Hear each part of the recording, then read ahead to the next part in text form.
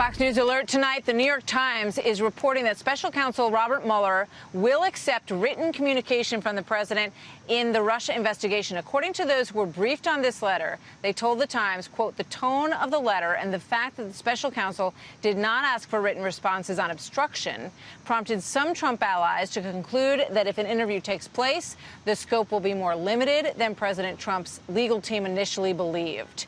Senator Lindsey Graham, Senate Judiciary Committee member, very busy day for him, joins us now. Good to see you tonight, Senator. Thanks for being here. Just left the circus, so it's good to be with you. Circus, exactly. Been in the clown car all day. Let me just get your response to that first. What does that signal to you? Sounds like they're making some serious efforts to negotiate an interview, but it also means to me that Mueller's not going to issue a report before the election now because we're so close to the election. If they're still negotiating about talking to the president, most likely you won't get a report until after the election. And they implied that they would like a written response. They would agree to a written response with regard to collusion. Sure. But they left the door open when it came to obstruction of justice. Does that mean they still would like to speak to him personally about that? It's pretty hard to read the tea leaves there, but I've seen no evidence of collusion. The fact that they would take written responses to collusion tells you pretty much there is no collusion. In terms of obstruction of justice, it's almost impossible to prove that this president had a corrupt motive for firing Comey because almost every Democrat wanted him fired. There's plenty of Democrats who told the president and the nation, you need to get rid of Comey because he's incompetent. All right, let's get to the hearing, which yeah, was my favorite part. You called it a circus. Here's a little bit of your introductory remarks today. This is shaping up to be the hypocrisy hearing, and that's hard to do in the Senate in today's time. What did you mean by that? Well, when the shoe's on the other foot, they have a different view of this. In 1994, when Clinton was under investigation, I remember it well, he nominated Stephen Breyer to be chief member of the Supreme Court. They didn't halt the hearing. They said it was okay to go forward. There are so many examples here of when the shoe is on the other foot. Joe Biden cited Kavanaugh's article about you should not indict a sitting president.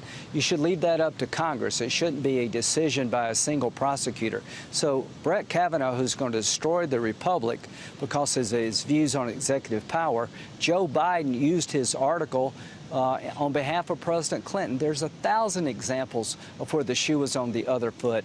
They did something differently. All right. So tomorrow we dig into the questioning, and we'll be there to watch all of that unfold as it gets underway. So today, a big decision from Governor Ducey in Arizona. You obviously were so close to John McCain and spent all of last week essentially remembering Senator McCain. What are your thoughts on what Arizona has decided to do here? They've taken John's wingman, John Kyle, who's steady as a rock, solid conservative, who tries to solve hard problems, and let him finish out his good friend's term. It makes a lot of sense to me. And come January, we'll get somebody that will be able to run in 2020. But Governor Ducey did the people of Arizona a great service. It's a vote for Kavanaugh. Today, the big winner was Trump in the hearing, and the big loser was the Democratic Party, because if this is their approach as to how to govern, they're going to have a hard time in 2020. There was a lot of campaigning going on up there, right? A lot. So if you're running for president as a Democrat, you've got to please the people doing the yelling. I think the country is tired of the yelling, and they'd like us to get things done. And at times, Donald Trump drives me crazy, but he's produced. And Kavanaugh is the single best legal mind of his generation. Any Republican president would have picked him. He's as equally qualified, if not more so, than Sotomayor and Kagan. At the end of the day, when they're in charge, they expect us to vote for their judges. But when we win an election, we're supposed to appoint liberals. It doesn't work that way. Kavanaugh is going to be on the Supreme Court. Well done, Mr. President. All right. So, you know, there's always some palace intrigue, and there's a new Bob Woodward book that has come out. Very hot quotes that came out of the book today, and a lot of response to them. Then there was a phone call between Bob Woodward and President Trump where they were trying to iron out why they weren't able to sit down and have an interview for this book. And here's what they said. Senator Graham said he had talked to you about talking to me. Now, is that not true? Senator Graham actually mentioned it quickly on one meeting. I'm just hearing about it, and I did hear from Lindsay, but I'm just hearing about it. So we're going to have a very inaccurate book, and that's too bad. No, but I don't blame you entirely. It's be accurate. All right. So fill in the blanks. Did you encourage him to sit down with Bob Woodward? We were playing golf. I told the president Woodward's writing a book about your president like he has everybody else.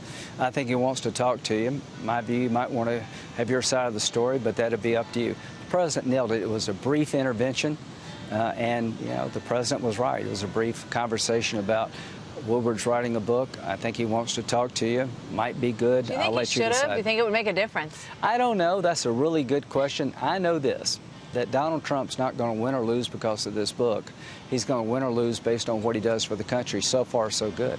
Senator Lindsey Graham, thank you for joining us Thank you. tonight. Always good to see you.